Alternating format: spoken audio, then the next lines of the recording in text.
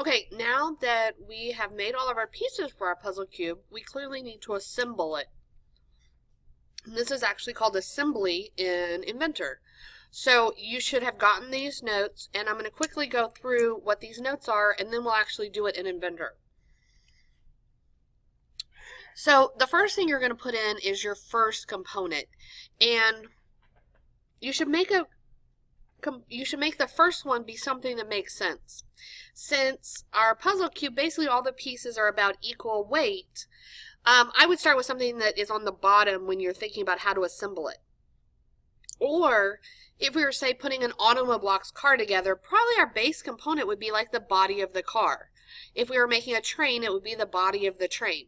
So it's usually a really important piece. When we put it in, it needs to be grounded. I want you to underline the word grounded. Base component should be grounded on your notes in your notebook. That's a very important step. In Inventor, there are 6 degrees of freedom.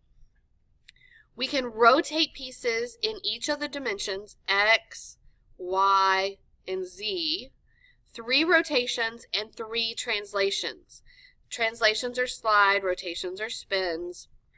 So I can slide it X, Y, and Z coming out of the page, and I can rotate it in each of those. So 6 total. And we want to pin stuff down so it can't be moved. We do that with constraints. These are very important. This is the same panel we're going to see in Inventor later. This is a mate or a flush, and I'm going to explain what these are in a second. This is an angle, a tangent, and an insert. We're only going to be using this first one in doing our puzzle cube, and then we'll use the other ones later on this year.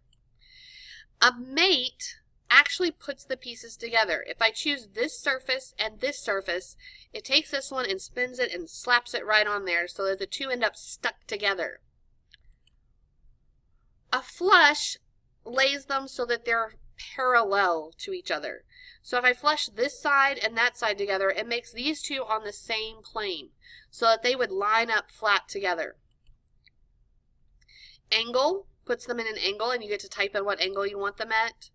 Tangent means that it's just going to touch in one point here along the edge.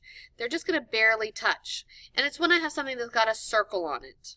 Or I can insert, like this, if this is a screw, I can insert it in the hole. And that's it for this PowerPoint. Now we're going to go over to Inventor and show you how to do it in Inventor.